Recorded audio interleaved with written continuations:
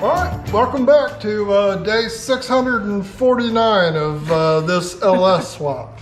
Today we are going to put power steering on this truck because there is no way you're going to go through this much trouble and not have power steering in an older vehicle like that. You'll never get your teenage kids to drive it, that's for sure. They just park it and say, so something's wrong with the steering, right? It's too hard. Yeah. Okay, so the good news on doing an LS swap, doing the power steering on anything from a 67 all the way up to 87, real easy, I think.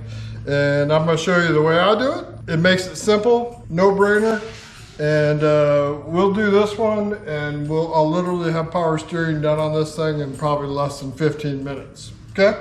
All right, so chances are you bought yourself a dropout LS swap engine from a salvage yard, and on the side of the engine is going to be hanging the power steering pump and pulley.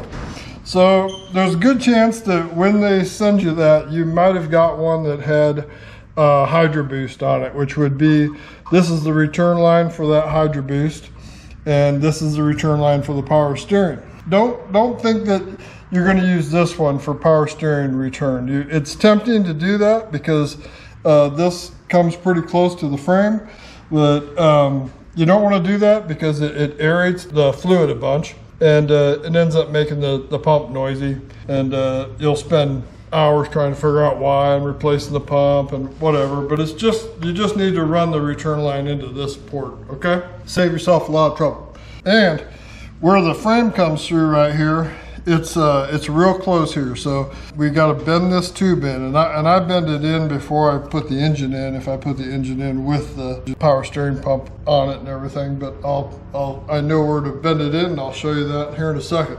The tube, it's aluminum, and if you just grab a hold of it and bend it, it will bend, but it likes to crush because it's aluminum. So take a crescent wrench and pinch the tube.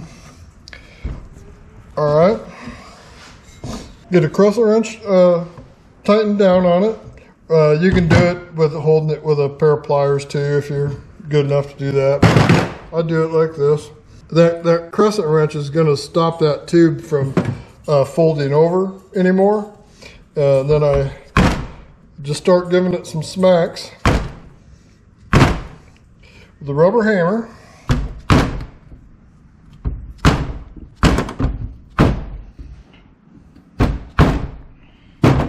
And I like it about right there, okay? Then I take my crescent wrench off. And by having that crescent wrench on there, it stopped that tube from just folding over and collapsing. So it's soft enough that if it does collapse a little bit, you can almost pinch it and get some of the shape back in that. So that's the way it ends up being, and the frame ends up running about a ½ inch from there, doing it that way. That way you don't have to cut anything out of the frame. Okay? And maybe you didn't get a Hydro Boost one. If you didn't get a Hydro Boost one, then this just won't, that fitting won't be there. And then if you did get a Hydro Boost one, like I said, use that one, and then just take and put a vacuum cap on this one and cap it off, and it works just fine. Okay? Okie dokie. All right, so we're done with that. Yay. All right, so like I said, this applies to 1967 all the way up to 87. We do this, right? Same one? I think so. This hose is the actual hose that you would buy to replace on this 1978 C10 pickup that originally had a 350 in it, okay? You can call the parts store, buy one of those. The only problem is where it goes into the power steering pump. Now, instead of having a flare fitting, it has an O-ring fitting. So you call up Summit, talk to one of their sales representatives and say, hey, I need a fitting to go from a flare to a O-ring fitting on a power steering pump. Ooh. On a Chevy pickup. They'll FedEx you out one of these, and that takes care of that problem, okay? Ooh. You don't have to do any fancy lines, making your own lines or anything like that, okay? So all you got to do now, we've got this part, we've got that part. The next part, the return line. This, on a 2005 Chevy Suburban, that had Hydro Boost on it. And this is the line that goes from the return on the power steering pump, and it goes up to the return port on the Hydro Boost behind the brake master cylinder, okay? And it's got this form in it. And it ends up working perfectly to line up with the pump, the new pump, and it curls around and it hits the stock steel return line for this pickup, and most every other pickup too. Okay, so that hose saves me a lot of headache. I don't have to have a huge loop in it somewhere so it doesn't collapse or whatever. So that's all I need. Emily will put all the parts in the description. Yep. And yeah, if you have any questions, we try to get back to everybody in the comments, so feel free to. We don't, you do. Yeah, well, you're there in spirit. Frisbee? Ripley. Boogers.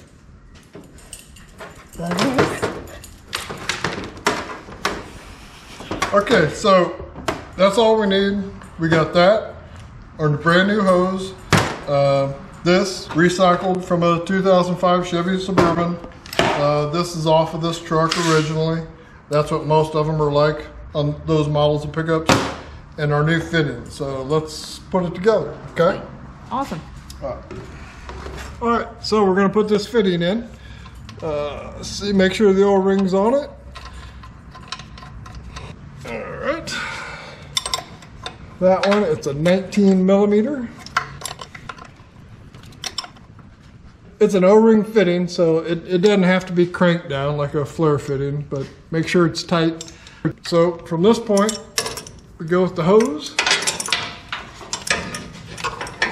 Do this fitting first. It's the hardest one to reach, and with the hose being disconnected, it's real easy to flop it around and get that nut started in there.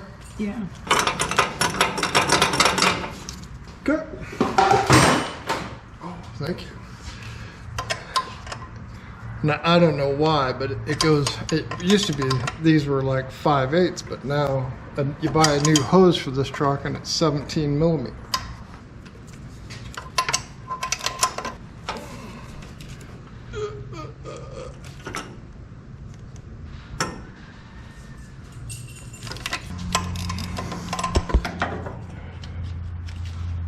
Look fine? Sweet. All right. Crow's foot like that helps on those. Yeah. But you can do it with a wrench too. I'm just lazy. I try to do it the easy way. And then look up there too. You can see how far away the return line is. That's right where you want it. Okay? Cool. Ooh, while we're looking, see the little special brackets that Emily made? Ooh. Pretty nice, huh? My little bracket. We had to do that because the original oil pan's got a little holder on it, but that low profile pan did not, so we had to make our own little brackets to keep the wires in their place. Yeah.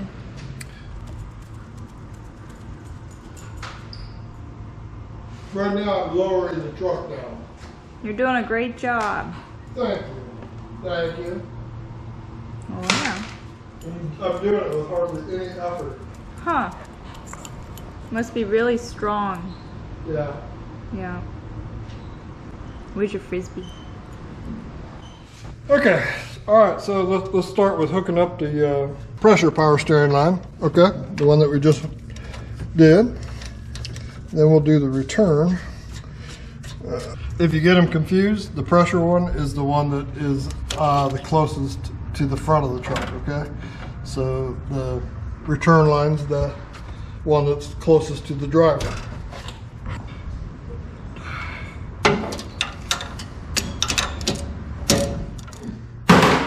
All right, so the pressure side's done. So let's do the return line. Oh, I did cut a little off this too. I already cut it to length. But okay. So the return line, it goes in here. Okay. And that piece is off of the steel piece? Mm-hmm. The steel piece is off of this pickup. Okay. Okay. And most of these trucks in those years are like this, okay? Okay. They come out and they just point down like that. So they go in.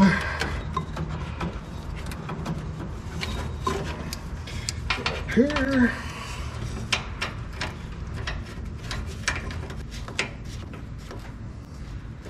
Okay. Okay. I'm gonna put my hose clamps on here. I use pinch clamps, but you could just use a spring clamp or a worm gear clamp, okay? And then, like I said, that hose is preformed and it works out perfectly just to come up and curl around, and it goes right into the return, like that. I think that looks pretty sweet. Yeah.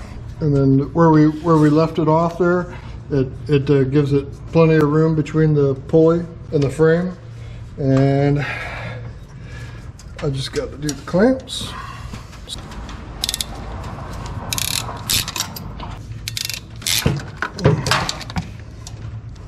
All right, so I just got to tighten up the return line.